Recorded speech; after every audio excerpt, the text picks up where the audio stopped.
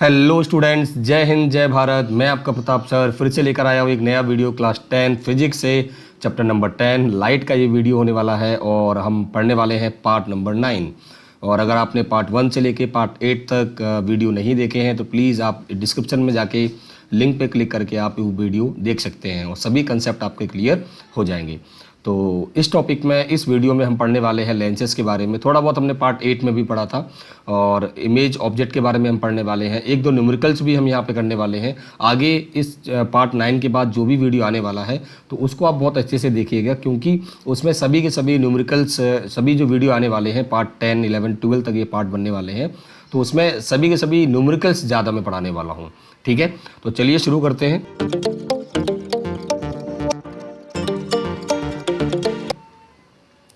तो यहाँ पे रिवाइज ऑल लेंस रे डायग्राम। ठीक है, तो हमने जो पहले रे डायग्राम पढ़े थे थोड़ा सा इसको रिवाइज कर लेते हैं हम लोग इन 3 मिनट्स। ओके, तो यहाँ पे देखते हैं कि position of the image of the position of the object क्या होने वाला है। ठीक है, तो अगर हम इन्फिनिटी पे रखते हैं ऑब्जेक्ट को, तो यहाँ पे देखिए एक ऑब्जेक्ट इन्फिनिटी पे रखा हुआ है, तो इसकी जो इमेज है वो लगभग यहाँ पे कहाँ बन रही है, F2 पे बनेगी। तो यहाँ पे हम लिख देंगे एट फोकस F2। ओके, और पॉइंट इमेज बनेगी। ठीक है, और नेचर ऑफ इमेज कैसा बनेगा इसका, रियल एंड इन्वर्टेड। बहुत ही छोटी इमेज बनने वाली है और रियल बनेगी और इन्वर्टेड बनेगी। ठीक है, तो नेक्स्ट की बात करते हैं हम। अगर फोकस F1 पे रखा जाता है कोई ऑब्जेक्ट, तो जैसे मान लो यहाँ पे फोकस F1 पे रखा गया है, तो उसकी जो इमेज है वो इन्फिनिटी पे बनेगी। यहाँ पे लाइन ये क्रॉस जो रिफ्रैक्टेड रेज हैं वो एक दूसरे को क्रॉस नहीं कर रही हैं, तो इसका मतलब जो इन्फिनिटी पे यहाँ पे बनने वाली है। तो यहाँ पे हम लिख देंगे फोकस F1 पे रखने पर ऑब्जेक्ट की जो पोजीशन है और इमेज की पोजीशन क्या होगी, एट इन्फिनिटी। अब यहाँ पे इमेज कैसी बनेगी, बहुत ज़्यादा बड़ी बनने वाली है, क्योंकि इन्फिनिटी पे बनेगी तो काफ़ी हद तक बड़ी बनेगी। और कैसी बनेगी, रियल एंड इन्वर्टेड, क्योंकि ये प्रिंसिपल एक्सिस से नीचे बनेगी तो रियल और इन्वर्टेड ही बनेगी। ठीक है, अब हम थर्ड पोजीशन की बात करते हैं, बिटवीन F1 एंड 2F1। ये चीज़ हमने पढ़ी थी, 2F1 और F1 के बीच में अगर हम यहाँ पे रखते हैं तो बियॉन्ड 2F2 यहाँ पे इमेज बनेगी, बियॉन्ड 2F2। डायग्राम के साथ में आपको ये पोजीशन भी याद करनी है, साइज़ ऑफ द इमेज पता करना है और नेचर ऑफ इमेज भी आपको आना चाहिए। तो लार्जर बनेगी, जो ऑब्जेक्ट की हाइट होगी, जितने ऑब्जेक्ट की हाइट होगी उससे ज़्यादा बनेगी, थोड़ी सी बड़ी बनेगी। ठीक है, और रियल एंड इन्वर्टेड बनने वाली है, उल्टी इमेज बनेगी। और फोर्थ वाली पोजीशन है बियॉन्ड 2F1। तो 2F1 के पास में यहाँ पे रखने पर हमारी इमेज F2 और 2F2 के बीच में यहाँ पे बनेगी, बिटवीन F2 एंड 2F2। तो यहाँ पे हमने लिख दिया between F2 and 2F2, smaller image बनेगी। ओके, और रियल एंड इन्वर्टेड बनेगी। तो ये आपको डायग्राम अच्छे से, रे डायग्राम अच्छे से याद करना है। पोजीशंस आपको याद होनी चाहिए, ऑब्जेक्ट की पोजीशन ऑफ द इमेज याद होनी चाहिए, है ना। बार बार जब आप प्रैक्टिस करोगे, हैंड रिटन डायग्राम बनाओगे आप हैंड से, तो जल्दी से याद हो जाएगा वो। अब बात करते हैं 2F1 पे ऑब्जेक्ट को रखते हैं, जैसे हमने यहाँ पे रखा, तो इमेज कहाँ बनेगी, मतलब सेंटर ऑफ कर्वेचर ही होता है एक तरीके से ये 2F1, तो 2F2 पे ही बनेगी और सेम साइज़ की बनेगी। ठीक है, रियल एंड इन्वर्टेड बनेगी। तो यहाँ पे हम लिख देते हैं एट 2F2। 2F1 पे रखने पर कहाँ बनेगी, 2F2 पे सेम साइज़ की बनेगी और रियल एंड इन्वर्टेड बनेगी। Okay, clear. और between F1 and O focal length से कम डिस्टेंस पर अगर हम रखते हैं तब क्या होता है, देखो कि ये फोकल लेंथ कहाँ से कहाँ तक होती है, ऑप्टिकल सेंटर से F1 तक। तो अगर हम ऑब्जेक्ट को यहाँ पे रखते हैं फोकल लेंथ से कम डिस्टेंस पे, तो यहाँ पे बनने वाली ये इमेज कैसी, लार्ज बनेगी, काफ़ी हद तक बड़ी बनेगी इससे, जो कि हम नॉर्मल सिंपल माइक्रोस्कोप में यूज़ करते हैं। On the same side of the lens of the object. ठीक है, on the same side of the lens as the object, मतलब जहाँ पे जिस साइड ऑब्जेक्ट रखा होगा उसी साइड में हमारी इमेज बनेगी। और वेरी लार्ज इमेज बनेगी, लगभग 20 गुना बड़ी इमेज बनती है ना, इस अगर हम फोकल लेंथ से कम डिस्टेंस पर रखते हैं तो। और कैसी बनेगी, virtual and erect, Sidhi image बनेगी और वर्चुअल इमेज बनेगी। ठीक है, ये 6 की 6 पोजीशन बहुत ही ज़्यादा इंपॉर्टेंट है कॉन्वेक्स लेंस के लिए। तो अब हम पढ़ते हैं यूजेस ऑफ कॉन्वेक्स लेंस, मतलब कहाँ कहाँ पे इसका यूज़ होता है कॉन्वेक्स लेंस का। तो making microscope, telescope and slide projector. तो स्लाइड प्रोजेक्टर होते हैं, उसमें कॉन्वेक्स लेंस का यूज़ होता है। टेलीस्कोप में भी कॉन्वेक्स लेंस का यूज़ होता है। माइक्रोस्कोप तो आप जानते ही हो, टेलीस्कोप अभी अगर आपने कभी नहीं देखा है तो ऑनलाइन आप सर्च करके उसको आप देख सकते हो, है ना। ठीक है, कि टेलीस्कोप में किस तरीके से हम लोग कॉन्वेक्स लेंस का यूज़ करते हैं। तो मेकिंग अ सिंपल कैमरा के लिए भी हम लोग कॉन्वेक्स लेंस का यूज़ करेंगे। ठीक है। As a magnifying lens by watch maker, जैसे वॉच मेकर ये है, घड़ी जो बनाता है ना, उसकी रिपेयरिंग करता है, तो उसकी आइज़ में एक इस तरीके का कॉन्वेक्स लेंस लगाते हैं ये लोग, है ना, जिससे ये क्लियर दिखते हैं। छोटे छोटे जो उसके पुर्जे होते हैं, क्योंकि इसके जो पार्ट्स होते हैं वॉच के बहुत ही टाइनी पार्ट्स होते हैं, बहुत ही छोटे पार्ट्स होते हैं, ठीक है। Used in spectacles to correct the defect of vision called hypermetropia. Spectacle जो चश्मा हम यूज़ करते हैं, अगर आपको कोई इफेक्ट है, हमें कोई डिफेक्ट है, ठीक है, देखने में प्रॉब्लम है, कम ज़्यादा देख पाते हैं, तो उसमें हाइपरमेट्रोपिया एक डिफेक्ट होता है, जो कि आगे हम पढ़ने वाले हैं नेक्स्ट चैप्टर में। तो उसकी में कॉन्वेक्स लेंस का यूज़ होता है उसको सही करने के लिए, ठीक है। रे डायग्राम की बात करते हैं। अब हम बात करते हैं कि कॉनकेव लेंस के बारे में पढ़ने वाले हैं। तो रूल नंबर 1 पढ़ेंगे हम। Ray of light which is parallel to the principal axis of concave lens appears to be coming from its focus. मतलब यहाँ पे जो भी होने वाला है सब चीज़ें वर्चुअल होने वाली हैं। तो जैसे कॉन्वेक्स लेंस है, optical centre F1 to F1, यहाँ पे F2 टू F2, ओके। तो अगर मान लो हमने एक ऑब्जेक्ट को रखा यहाँ पे, ठीक, और यहाँ पे एक लाइन आ रही है, मतलब लाइट रेज आ रही है जो कि पैरेलल है किसके, प्रिंसिपल एक्सिस के, प्रिंसिपल एक्सिस के पैरेलल होगी। तो क्या होगा, ये आगे जाके यहाँ से आती हुई नज़र आएगी फोकस से, यहाँ से दिख रहा है ये लाइन दिख रही है, तो इस तरीके से डाइवर्ज हो जाएगी ये। दोबारा से देखो, यहाँ से ये 2F1 है, तो यहाँ से सीधी लाइन आती हुई नज़र आएगी कि ऐसा लगेगा कि हमें यहाँ से आ रही है। एक्चुअल में क्या होता है, वो पैरेलल होती है। तो पैरेलल होगा तो वो अपीयर टू कमिंग, है ना, यहाँ पे लिखा हुआ है appears to be coming from its focus, मतलब हम ये मानेंगे, ये हकीकत में ऐसा होगा नहीं। तो rule number 2, a ray of light passing through the optical center passes through the optical center undeviated। मतलब जो लाइट रे सीधी ऑप्टिकल सेंटर से होके जाती है तो वो सीधी ही निकल जाएगी बिना डेविएट हो गई, मतलब अपना जो पोजीशन, जो उसकी डायरेक्शन है, उसको बिना चेंज किए वो सीधी उसमें चली जाएगी, ठीक है, डायरेक्ट निकल जाएगी, है ना। ये रूल हमने कॉन्वेक्स लेंस में भी पढ़ा था, सेम ही रूल है। और थर्ड रूल क्या है देखते हैं।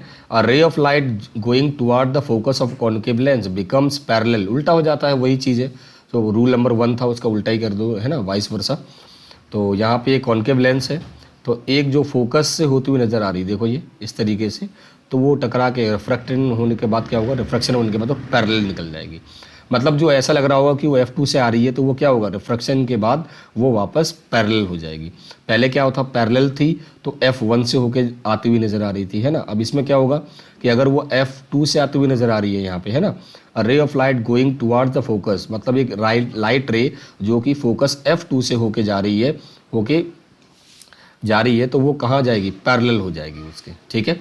तो यही है। अब इसके हम पोजीशंस के बारे में बात करेंगे, ऑब्जेक्ट की पोजीशन कहाँ रखेंगे तो इमेज कहाँ बनेगी। तो ऑब्जेक्ट एट इन्फिनिटी, अब मान लो भाई एक ऑब्जेक्ट है जो कि काफ़ी दूर है, इन्फिनिटी, ए भी एक हमारा ऑब्जेक्ट है, ठीक है। तो यहाँ पे लाइट रेज आएंगी, पैरेलल होंगी सभी के सभी, तो वो कहाँ से आती हुई नज़र आएंगी, इस F2 से, F1 से, ये F1 है, तो यहाँ से जाती हुई नज़र आएंगी, ठीक है। तो यहाँ पे जो इमेज बनेगी उसकी कैसी बनेगी, एट फोकस, यहाँ पे इमेज बन रही होगी उसकी, ठीक है। इसकी इमेज जो बनेगी हमारी वो F1 पे बनेगी, क्योंकि जो लाइन पैरेलल आ रही हैं तो वो ऑलवेज यहाँ पे इमेज बनेगी, ठीक है।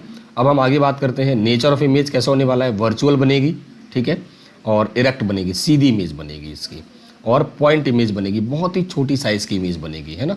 लाइट रेज जो है वो पैरेलल होंगी तो फोकस पे ही इमेज बनेगी, और बहुत ही छोटी इमेज बनेगी, वर्चुअल इमेज बनेगी, और इरेक्ट बनेगी, सीधी इमेज बनेगी उसकी। तो object between 2F1 and F1 की बात करते हैं, ठीक है। तो यहाँ पे हमने ऑब्जेक्ट को रखा कहाँ पे, 2F1 और F1 के बीच में, कहीं ना कहीं यहाँ पे रख दिया। PQ एक हमारा ऑब्जेक्ट है, तो यहाँ से लाइट रेज जो पैरेलल है वो कहाँ से होके जाती हैं, F1 से, है ना, आती हुई नज़र आएंगी इस तरीके से, तो आगे डेविएट हो जाएगी ये। The refracted ray appears to be coming from its focus F1, ऐसा लगेगा हमें कि ये लाइट रेज कहाँ से आ रही है, F1 से। मतलब आपको बस पैरेलल लाइन यहाँ तक खींचनी है, ये लाइन तक, बीच वाली लाइन तक, और फिर F1 से सीधी लाइन ड्रॉ कर देनी है, ठीक है।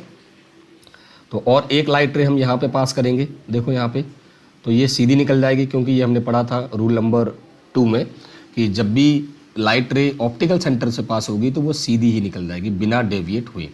तो यहाँ पे जो हो रहा है, दोनों क्रॉस सेक्शन कहाँ पे हो रहा है देखो, तो इमेज यहाँ पे बनेगी हमारी between F1 and O, optical centre और F1 जो प्रिंसिपल फोकस है हमारा F1, उसके बीच में बनेगी यहाँ पे, ठीक है। और छोटी इमेज बनेगी, इन्वर्टेड रियल इमेज बनेगी, ये वाली नहीं, वर्चुअल इमेज बनेगी। और कैसी बनेगी, इरेक्ट इमेज बनेगी, सीधी इमेज बनेगी, ठीक है। तो यहाँ पे देखते हैं एट फोकस, यहाँ पे इमेज जो पोजीशन ऑफ द इमेज कहाँ पे है, यहाँ पे इमेज की जो पोजीशन है वो ओ और F1 के बीच में है। तो नेचर ऑफ इमेज कैसी बनेगी, इमेज इरेक्ट एंड स्मॉलर, थोड़ी छोटी साइज़ बनेगी, मतलब ज़्यादा छोटी नहीं होगी, ठीक है। तो यहाँ पे आप एट फोकस की जगह पे यहाँ पे आप लिख लेना F between F1 and O, okay. तो अब हम बात करते हैं कि यूजेस ऑफ कॉनकेव लेंस, इसका यूज़ हम कहाँ कहाँ पे करते हैं, ठीक है। तो used as eye lens in Galilean telescope, Galilean telescope में जो आई लेंस होता है वो हमारा कॉनकेव लेंस होता है, ठीक है। इसका डायग्राम भी हम आगे बताएंगे आपको, ठीक है। Used in combination with convex lens to make high quality lens system for optical instrument, मतलब और हाई क्वालिफाइड वाले जो मतलब क्वालिटी वाले वो होते हैं, इंस्ट्रूमेंट होते हैं देखने वाले, जिसको हम बहुत ही क्लियर इमेज बनाते हैं ना दूर की, और छोटी से छोटी चीज़ को बहुत अच्छा देखने के लिए, क्लियर बड़ा देखने के लिए हम लोग कॉम्बिनेशन करते हैं, कॉन्वेक्स लेंस के साथ में कॉनकेव लेंस का यूज़ करेंगे, तो जिससे हमें एक हाई क्वालिटी वाली एक लेंस सिस्टम बन जाएगा ऑप्टिकल इंस्ट्रूमेंट के लिए, देखने के लिए। Used in wide angle spy hole in door, जैसे जो डोर होते हैं हमारे स्पाई होल है ना, तो डोर में जो कैमरा लगा रहता है, एक तरीके से कैमरा नहीं होता, वो स्पाई होल होता है, जिससे हम अंदर से बाहर वाले व्यक्ति को ईजिली देख सकते हैं, ठीक है। Use in spectacle to correct the defect of vision called myopia, myopia को सही करने के लिए स्पेक्टिकल्स में, चश्मे में कॉनकेव लेंस का यूज़ होता है, जिससे वो मायोपिया जो डिफेक्ट होता है वो सही हो जाता है, ठीक है। तो अब हम बात करते हैं, देखो draw the pathway of the light after it's incidence on the lens mirror in the following figure. अब यहाँ पे क्या हो रहा है, देखो कि एक draw the pathway of the light after incidence, मतलब इंसिडेंस होने के बाद अब आगे क्या होगा, ठीक है। तो यहाँ पे देख लो पहले फिगर में क्या हो रहा है कि पहले फिगर में देखो यहाँ पे क्या हो रहा है कि लाइट रेज यहाँ से ऐसा लग रहा है कि वो यहाँ पे हो जा रही है, तो ये सीधी ये टकरा के कहाँ जाएगी, पैरेलल हो जाएगी, यहाँ पे ये दिख रहा है ये वाले डायग्राम में। ऐसे ही यहाँ पे देखो फोकस से होते हुए जा रही है, तो वापस एक कॉनकेव मिरर है हमारा, है ना, कॉनकेव मिरर है, लेंस और मिरर दोनों की क्वेश्चन है इसमें। तो कॉनकेव मिरर है तो फोकस से होके जाती है तो कहाँ पे जाएगी, वो पैरेलल हो जाएगी, ये चीज़ हमने पहले पढ़ी हुई है, ठीक है। और ऑप्टिकल सेंटर से जो पास होती है वो हमेशा कहाँ पे जाएगी, ऑप्टिकल सेंटर से ही निकलेगी, है ना। तो ये तीनों पोजीशन आप अच्छे से देख सकते हैं, समझ सकते हैं। पार्ट 1, पार्ट 2, पार्ट 3, मतलब ABC, इन तीनों फिगर में हमें ये बताना था कि लाइट रेज जो आ रही हैं उसके बाद कहाँ जाएंगी, रिफ्लेक्शन होने के बाद, है ना, ठीक है। रिफ्लेक्शन या रिफ्रैक्शन होने के बाद कहाँ पे जाएंगी, तो ये तीनों ऑब्जेक्ट के जो पोजीशंस हैं इमेज डायग्राम में हमने बना के आपको बता दिया, ठीक है। अगर कोई डाउट है, अगर आप इस चैनल पर नए हैं तो प्लीज़ इस चैनल को सब्सक्राइब कीजिए, बेल आइकन को दबाए रखिए भाई बिल्कुल छोड़ना नहीं है। कमेंट सेक्शन में जाके आप कमेंट कर सकते हैं कि कौन से टॉपिक पे आपको कोई चीज़ समझ में नहीं आती है, तो मैं आपको उस नेक्स्ट वीडियो में इंक्लूड कर दूंगा, ठीक है।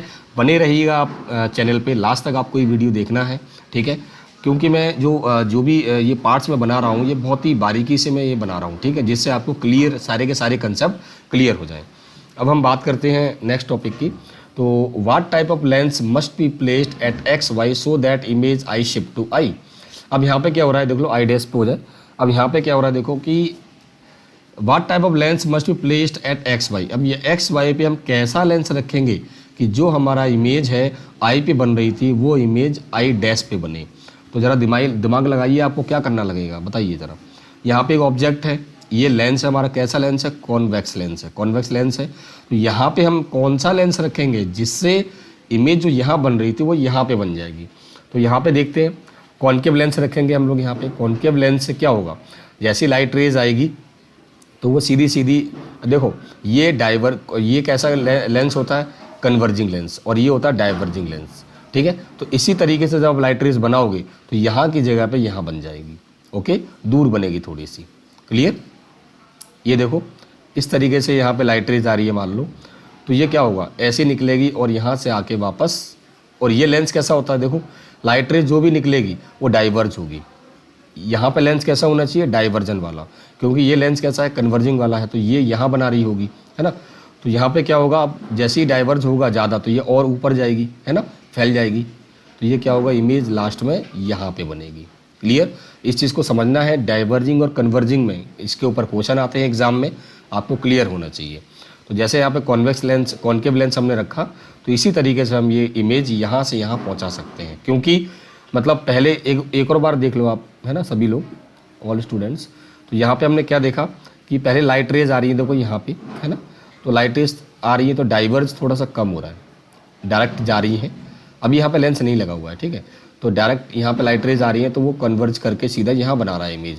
अब मान लो लाइट रेज थोड़ी मैं और डाइवर्ज कर दूंगा तो क्या होगा, वो थोड़ी दूर बनेगी इमेज, है ना। तो यहाँ पे हमने क्या कर दिया, और डाइवर्जन लेंस लगा दिया, जिससे क्या होगा, एक कॉन्केव लेंस लगेगा तो ये डाइवर्ज करेगा ज़्यादा से ज़्यादा, तो ये थोड़ा सा और ऊपर जाएगी लाइट यहाँ पे, है ना, लाइट रेज और ऊपर जाएगी तो ये लास्ट में यहाँ पे कन्वर्ज कर देगा। Clear. A concave lens made of a material of a refractive index N1 is capped in a medium of refractive index N2. A parallel beam of light is incident on the lens, complete the path of the rays of light emerging from the concave lens. अब यहाँ पे क्या हो रहा है, देख लो कि ये जो रिफ्रैक्टिव इंडेक्स इसका है लेंस का, वो N1 दे रखा है, और एक मीडियम है जिसका रिफ्रैक्टिव इंडेक्स N2 है। तो लाइट रेज देखो पैरेलल जा रही हैं और डाइवर्ज हो रही हैं। तो यहाँ पे ये बताया गया है कि complete the path of rays of light emerging from the concave lens if N1 is greater than N2। तो N1 जो है इसका जो रिफ्रैक्टिव इंडेक्स है वो इससे ज़्यादा है। तो यहाँ पे क्या होगा, when N1 is greater than N2 light goes from rare to denser medium. मतलब क्या होता है, देख लो, रेयर से डेंसर मीडियम में लाइट जा रही है, therefore in passing through a concave lens it diverge. मतलब जब कॉन्केव लेंस में जाएगी तो क्या करेगी, सीधे डाइवर्ज हो जाएगी। यहाँ पे ये दे रखा है, देखो जरा, कि N1 और N1 N2 से ग्रेटर है, ज़्यादा है, मतलब N1 जो की वैल्यू है वो N2 से बड़ा है। तो इसका मतलब ये हुआ, ये चीज़ हमने पहले मैग्नीफिकेशन में और रिफ्रैक्टिव इंडेक्स में स्नेल्स लॉ में पढ़ा हुआ है। तो आप पार्ट, अगले जो पार्ट्स हैं हमारे लास्ट पार्ट्स हैं उसमें जाके आप इसको देख सकते हैं अच्छे से। तो light goes from rarer to denser, मतलब इससे ये समझ में आ रहा है कि लाइट जो है रेयरर से डेंसर में जा रही है, ठीक है। और जो कॉन्केव लेंस है वो क्या करेगा, सीधी बात है, डाइवर्ज कर देगा उसको, है ना। Study the given ray diagram and name the device X and Y and their focal length respectively. तो यहाँ पे देख लो कि यहाँ पे क्या लाइट रेज आ रही हैं, तो यहाँ पे इकट्ठी हो गई, ठीक है। स्क्रीन यहाँ पे आ रहा है 20 सेंटीमीटर यहाँ पे आ रही है। अब यहाँ पे एक और स्क्रीन लगी हुई है, और एक यहाँ पे कोई लेंस हो सकता है, मिरर भी हो सकता है। तो यहाँ पे रिफ्रैक्शन या रिफ्लेक्शन होने के बाद यहाँ पे एक जगह पे स्क्रीन है 20 सेंटीमीटर पे। तो device x is a convex lens और फोकल लेंथ 20 सेंटीमीटर। देखो कॉन्वेक्स लेंस क्या करता है, बताइए ज़रा। कॉन्वेक्स लेंस क्या करता है, एक जगह पे कन्वर्ज करेगा लाइट को, है ना। जैसे ये आ रही है तो एक जगह पे यहाँ पे कर दिया, तो इसका मतलब आपने ये पढ़ा था कि जैसे ये लाइट कैसे आ रही है, देखो सभी के सभी पैरेलल है, तो लाइट रेज आ रही हैं, तो इसका मतलब क्या होगा कि ये यहाँ पे फोकस पे ही इमेज बनती है। तो फोकल लेंथ कितनी होगी, 20 centimetre. Device Y is a concave mirror और फोकल लेंथ 20 सेंटीमीटर। अब यहाँ पे क्या हो रहा है, देख लो कि टकराने के बाद वापस जा रही है, इसका मतलब यहाँ पे तो रिफ्रैक्शन हो रहा है, ठीक है, और यहाँ पे हो रहा है रिफ्लेक्शन। और ये कैसा है कि जिस एंगल से आई थी उसी एंगल से, तो कैसा इमेज, कैसा मिरर माना जाएगा, ये कॉन्केव मिरर माना जाता है, ठीक है। तो ये चीज़, छोटी छोटी चीज़ें हैं, आपको आनी चाहिए, क्लियर हो जाएगा आपको डाउट जो भी है, ठीक है। और अब हम आगे बढ़ते हैं, ये हो सकता है शायद लास्ट क्वेश्चन हो। Which of the following lenses would you prefer to use while reading a small letter found in a dictionary. Dictionary को सही तरीके से पढ़ने के लिए हम कौन सा लेंस यूज़ करेंगे, है ना। कॉन्वेक्स लेंस जिसकी फोकल लेंथ 50 सेंटीमीटर है, कॉन्केव लेंस जिसकी फोकल लेंथ 50 सेंटीमीटर है, कॉन्वेक्स लेंस जिसकी फोकल लेंथ 5 सेंटीमीटर है, या फिर ऑप्शन नंबर डी और कॉन्केव लेंस और फोकल लेंथ 5 सेंटीमीटर, ठीक है। तो आई थिंक हमें छोटी चीज़ को बड़ा करके देखना है ना। तो इसका मतलब है कॉन्केव वाला तो ये खत्म हो जाएगा, है ना, कॉन्केव वाले जो ऑप्शन है वो खत्म हो जाएंगे। अब बात करते हैं 50 सेंटीमीटर। तो डिक्शनरी जो है हम लोग पास रख के देखते हैं, तो इसका मतलब ये फोकल लेंथ कितनी होनी चाहिए उसकी, 5 सेंटीमीटर की होनी चाहिए, तब जाके वो उसको बड़ा करके दिखाएगा, है ना। इस चीज़ को ज़रा ध्यान करना। तो ये क्या होगा, कॉन्वेक्स लेंस और फोकल लेंथ 5 सेंटीमीटर। तो जो कॉन्वेक्स लेंस होगा उसी को हम यूज़ करेंगे डिक्शनरी के जो वर्ड लिखे रहते हैं, लेटर लिखे रहते हैं छोटे छोटे, उसको पढ़ने के लिए, ओके। और थर्ड वाला पार्ट ये है, सेकंड वाला पार्ट ये, you have 3 lenses L1, L2 and L3 of power 10 dioptre, 5 dioptre and -10 dioptre respectively. State the nature and focal length of each lens. अब हमें ये बताना है 3 लेंस हमारे पास जिसकी पावर है 10 डायप्टर और +5 dioptre and -10 dioptre. State the nature and focal length of the each lens, मतलब इसका नेचर बताना है भाई, पावर को देख के नेचर बतानी है। तो सबसे पहले यहाँ पे देखो कि जो लेंस जो है हमारा L1, तो फोकल लेंथ की जो फॉर्मूला होता है ना, यहाँ पे देख लो पावर का फॉर्मूला होता है क्या, 1/f1। तो यहाँ पे हमें पहले से ही दे रखा है कि F1 = 100/1 पावर 1 निकालेंगे तो पावर 1 हमें दे रखी है 10, तो 10 10 जा 100, 10 सेंटीमीटर हो गया। तो फोकल लेंथ कितनी हो गई 10 सेंटीमीटर की। तो ये लेंस कैसा माना जाएगा, ये कॉन्वेक्स लेंस माना जाएगा, क्लियर। और लेंस L2 के लिए हम लोग P2 की वैल्यू लिख देंगे, पावर 2 कितनी दे रखी है 5, तो 20 सेंटीमीटर है, ये भी कॉन्वेक्स लेंस होगा हमारा क्योंकि पॉजिटिव आ रही है यहाँ पे दोनों में। और लेंस L3 तो -10 दे रखी है, तो -10 सेंटीमीटर आ रही फोकस, तो इसका मतलब कॉन्केव लेंस है ना, क्योंकि नेगेटिव में कॉन्केव लेंस ही होता है हमारा, ठीक है, जिसकी जो क्योंकि इसकी जो इमेज है फोकल लेंथ है वो कहाँ बनती है, उसके in front of the mirror, तो वो नेगेटिव लेंगे हम लोग। और कॉन्वेक्स लेंस की जो इमेज है वो कहाँ बनेगी, है ना, 20 सेंटीमीटर है तो वो बिहाइंड द लेंस बनेगी, ठीक है। और थर्ड वाले में क्या बोला गया, explain which of the 3 lenses will form a virtual and magnified image of an object placed at 15 centimetre from the lens. तो L2 will form a virtual and magnified image.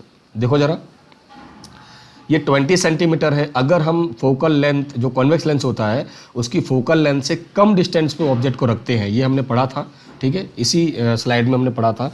तो स्टार्टिंग में जाके आप देख सकते हैं थोड़ा सा, ठीक है। और कमेंट सेक्शन में बताते रहिएगा कि कोई टॉपिक आपको नहीं आ रहा है तो मैं आपको उसको दोबारा से एक्सप्लेन कर दूंगा अच्छे से, ठीक है, नेक्स्ट वीडियो में। तो 20 सेंटीमीटर हो गया, इसका मतलब फोकल लेंथ 20 सेंटीमीटर है। तो हमें क्या चाहिए कि वर्चुअल और मैग्नीफाइड इमेज चाहिए। तो ये कंडीशन कब होती है, जब हम फोकल लेंथ से कम डिस्टेंस पे रखते हैं। तो यहाँ पे क्या होगा कि जो 15 सेंटीमीटर है वो डिस्टेंस 20 सेंटीमीटर से कम है। तो lens L2 will form a virtual and magnified image of an object placed at 15 centimeter from the convex lens, because concave lens can never form virtual and magnified image of an object, and convex lens form such image only when the object is placed between the optical center and principal focus of the convex lens। मतलब ये है कि इसका मतलब ये है कि जब हम फोकल लेंथ से कम डिस्टेंस पे ऑब्जेक्ट को रखते हैं तभी हमारा जो इमेज है वो हमारी वर्चुअल और मैग्नीफाइड बनेगी। ओके तो अब देखते हैं next question. A beam of white light falling on a glass prism gets split up into 7 colours marked 1 to 7 as shown in the diagram. A student makes a following statement about the spectrum observe on the screen.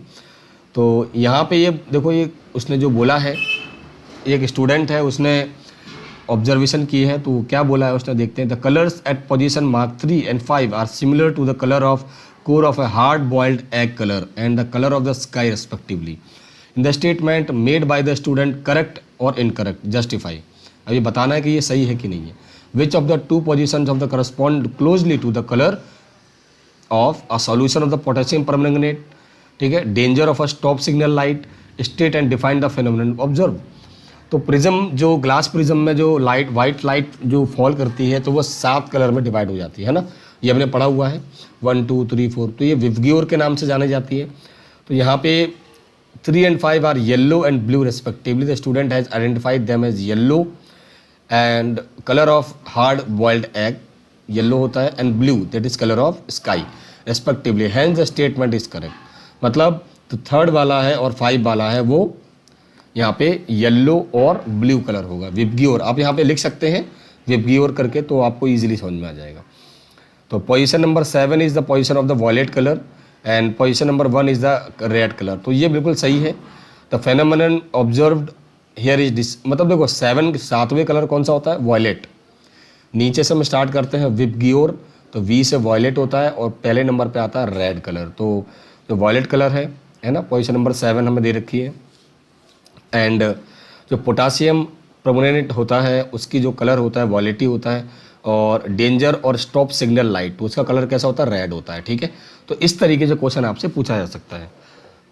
The phenomenon observe here is a dispersion of light, है ना। तो इसको क्या कहते हैं, जब white light 7 colour में डिवाइडेशन इसका हो जाता है, डिस्पर्जन होता है, तो इसको हम लोग डिस्पर्जन ऑफ लाइट बोलते हैं, स्पेक्ट्रम बोलते हैं। The splitting of a white light into its constituent constituent colors when passed through a prism is called dispersion of light, ठीक है। जब एक वाइट लाइट प्रिज्म से 7 कलर में डिवाइड होती है अलग अलग, तो उसको हम डिस्पर्जन ऑफ लाइट बोलते हैं। ओके, आज के इस वीडियो में इतना ही, बने रहिएगा और चैनल को आपको सब्सक्राइब करना है, ठीक है। और ज़्यादा से ज़्यादा लाइक करने की कोशिश कीजिए अगर आपको वीडियो अच्छे लगते हैं, ठीक है। और आपको नहीं भी लगते हैं तो आप डिसलाइक भी कर सकते हो, कोई प्रॉब्लम नहीं है ना, जिससे मैं और अच्छे कोशिश करूँगा बनाने की video. Okay, thank you very much.